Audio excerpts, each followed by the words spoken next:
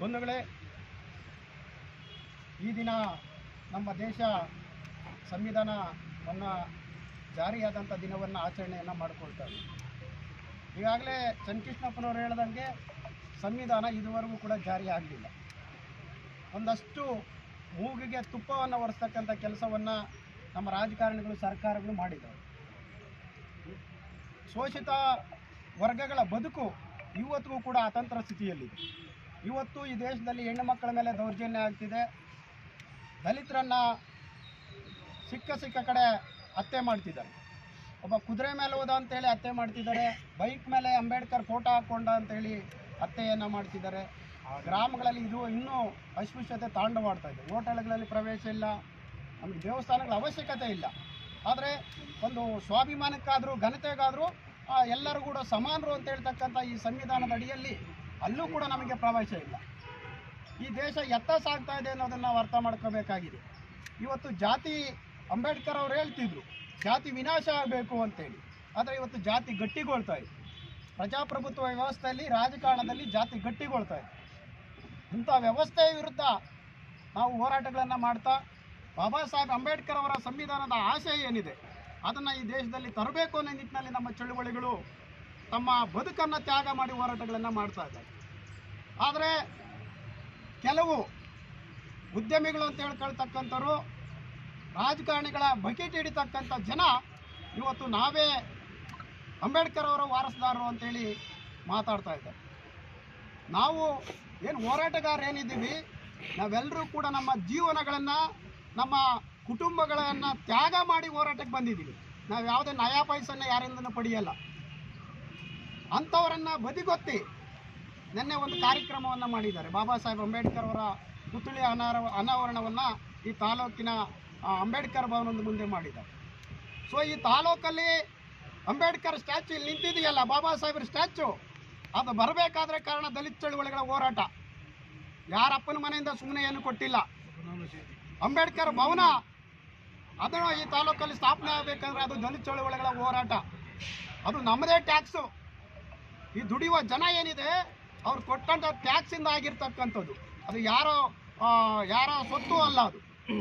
ಮತ್ತು ಅಂಬೇಡ್ಕರ್ ಅಂದರೆ, ಅಂಬೇಡ್ಕರ್ ಅವರ ಇವತ್ತು ಸಂವಿಧಾನ ಉಳಿದಿದೆ, ಅಂಬೇಡ್ಕರ್ ಅವರ ಹೆಸರು ಈ ದೇಶದಲ್ಲಿ ಉಳಿದಿದೆ ಅಂದರೆ ಅದಕ್ಕೆ ಕಾರಣ ದಲಿತ ಚಳುವಳಿಯ ಹೋರಾಟಗಾರರು, ಕಾರ್ಯಕರ್ತರು ಅವರ ತ್ಯಾಗವನ್ನು ಮಾಡಿ ಇವತ್ತು ಸಂವಿಧಾನವನ್ನು ಉಳಿಸಿದ್ದಾರೆ. ಎಷ್ಟೋ ಜನ ಸಂವಿಧಾನಕ್ಕೋಸ್ಕರ ಅಂಬೇಡ್ಕರ್ ಪುತ್ಥಳಿಗಳಿಗೆ ಅಪಮಾನ ಆದಾಗ ಹೋರಾಟಗಳನ್ನು ಮಾಡಿ ಲಾಠಿ ಏಟನ್ನು, ಬೂಟಿ ಏಟನ್ನು ತಿಂದಿದ್ದಾರೆ. ಯಾವನು ಉದ್ಯಮಿ ತಿಂದಿಲ್ಲ, ಯಾವುದೇ ರಾಜಕಾರಣಿ ಏಟನ್ನು ತಿಂದಿಲ್ಲ. ಆದರೆ ನಾವು ಬೂಟಿ ಏಟನ್ನು ಅಂದರೆ ಪೊಲೀಸರಿಂದ ಮತ್ತು ಜನರಿಂದ ಬಹಿಷ್ಕಾರಕ್ಕಾಗಿ ವಧೆಗಳನ್ನು ತಿಂದು ಸಂವಿಧಾನ ಮತ್ತು ಅಂಬೇಡ್ಕರನ್ನು ಜೀವಂತವಾಗಿ ಉಳಿಸಿದ್ದೀವಿ. ಅಂಬೇಡ್ಕರ್ ಇವತ್ತು ನಮ್ಮಲ್ಲಿ ಭೌತಿಕವಾಗಿ ಇಲ್ಲದೇ ಇರಬಹುದು, ಆದರೆ ಅಂಬೇಡ್ಕರ್ ಅಂದರೆ ನಮಗೆ ನಮ್ಮ ತಂದೆ ತಾಯಿಗಿಂತ ಹೆಚ್ಚು ಗೌರವವನ್ನು ಕೊಡ್ತೀವಿ ಅಂಬೇಡ್ಕರ್ಗೆ. ಅಂಥ ಚಳುವಳಿಯ ಹೋರಾಟಗಾರ ನಾವು. ನಮ್ಮನ್ನೇ ಕಡೆಗಣಿಸಿ ಹೋರಾಟವನ್ನು ಪುತ್ಥಳಿ ಅನಾವರಣವನ್ನು ಮಾಡ್ತಾರೆ ಅಂದರೆ ನಾವು ಅದನ್ನು ಸಹಿಸ್ಕೊಳ್ಳೋಕ್ಕೆ ತಯಾರಿಲ್ಲ.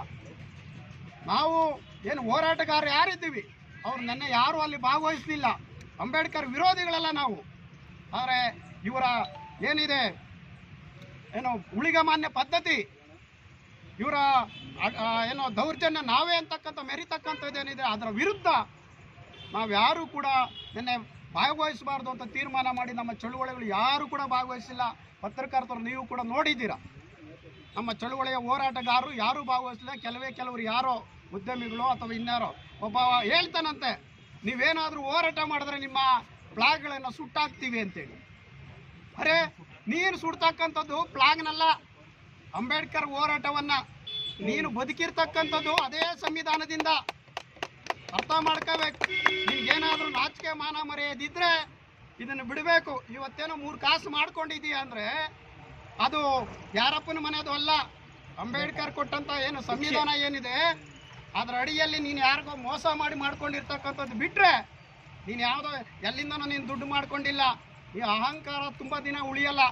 ಜಗತ್ತಿನಲ್ಲಿ ಯಾವುದೇ ರಾಜರುಗಳಿದ್ರಲ್ಲ, ನಾನೇ ದೊಡ್ಡವನು ಅಂತೇಳಿ ಯಾವನು ಉಳಿದಿಲ್ಲ. ರಾಜ ಮನೆತನಗಳೇ ಉಳಿದಿಲ್ಲ ಅಂದಮೇಲೆ ನೀನು ಯಾವ ಲೆಕ್ಕನಯ್ಯ ಅನ್ನೋ ಪ್ರಶ್ನೆಯನ್ನು ದಲಿತ ಚಳುವಳಿಗೆ ಮಾಡ್ತವೆ. ನಾವು ಇದನ್ನು ಸುಮ್ಮನೆ ಬಿಡಲ್ಲ. ನಾವು ಕೂಡ ಇದಕ್ಕೆ ಪರ್ಯಾಯವಾಗಿ ಪರ್ಯಾಯ ಕಾರ್ಯಕ್ರಮಗಳನ್ನು, ಪರ್ಯಾಯ ಹೋರಾಟಗಳನ್ನು ಮಾಡೋದಕ್ಕೆ ಈಗಾಗಲೇ ಸಿದ್ಧತೆಯನ್ನು ಮಾಡಿದ್ದೀವಿ. ಅದು ಆಗುತ್ತೆ. ಈ ತಾಲೂಕಿನಲ್ಲಿ ಎಂತೆಂಥ ಆಡಳಿತವನ್ನು ನೋಡಿದ್ದೀವಿ, ಗೂಂಡಾಗಿರಿಯನ್ನು ನೋಡಿದ್ದೀವಿ, ದೌರ್ಜನ್ಯಗಳನ್ನು ನೋಡಿದ್ದೀವಿ, ಅದನ್ನು ವಿರೋಧಿಸಿದ್ದೀವಿ. ಒಂದಷ್ಟು ಶಾಂತಿಯನ್ನು ಕೂಡ ತಂದಿದ್ದೀವಿ ಈ ತಾಲೂಕಲ್ಲಿ. ದಲಿತ ಚಳುವಳಿಗಳು ಸುಮ್ಮನೆ ಏನಲ್ಲ, ನಾವು ಪ್ರಾಣ ತ್ಯಾಗಕ್ಕೂ ಯಾವುದೇ ತ್ಯಾಗಕ್ಕೂ ಸಿದ್ಧರಿದ್ದೀವಿ. ಆ ಮಾತನ್ನು ಈ ಸಂದರ್ಭದಲ್ಲಿ ನಮ್ಮ ವಿರೋಧಿಗಳು ಯಾರಿದ್ದಾರೆ ಅವರಿಗೆ ಎಚ್ಚರಿಕೆಯನ್ನು ಕೊಡ್ತಕ್ಕಂಥ ಕೆಲಸವನ್ನು ಮಾಡ್ತೀವಿ. ನಮ್ಮ ಶಾಸಕರಿಗೂ ಕೂಡ ಒಂದು ಮನವಿಯನ್ನು ಮಾಡ್ತೀವಿ. ಶಾಸಕರು ಎಲ್ಲರನ್ನ ಪರಿಗಣಿಸಿ ಎಲ್ಲ ಸಮುದಾಯಗಳನ್ನು ಜೊತೆಯಲ್ಲಿ ಕರ್ಕೊಂಡು ಹೋಗ್ತಕ್ಕಂಥ ಕೆಲಸವನ್ನು ಮಾಡಬೇಕು. ಯಾರೋ ಒಬ್ಬರು ಹೇಳಿದ್ರು ಅಂತೇಳಿ ಸಭೆಯನ್ನು ಮಾಡ್ತಕ್ಕಂಥದ್ದು ಮತ್ತು ಒಂದು ಗುಂಪಿನಿಂದ ಹೋಗ್ತಕ್ಕಂಥದ್ದು ಅದು ಸರಿಯಲ್ಲ ಅನ್ನೋ ಮಾತನ್ನು ಹೇಳ್ತೀರಿ. ಒಬ್ಬ ಶಾಸಕರು ಜನಪ್ರತಿನಿಧಿಗಳು,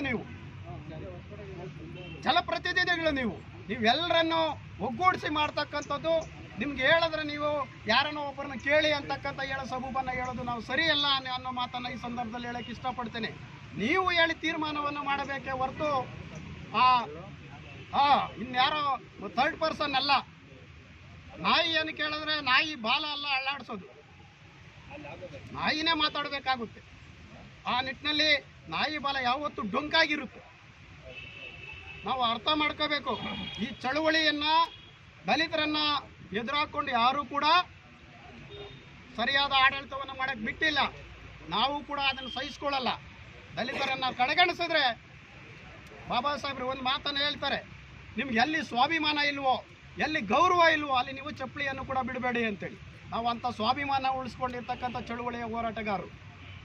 ನಾವು ಅದನ್ನು ಮಾಡಿ ತೋರಿಸೋದಕ್ಕೆ ರೆಡಿ ಇದ್ದೀವಿ, ನಾವು ಸ್ವಾಭಿಮಾನಿಗಳು ಅನ್ನೋದನ್ನು.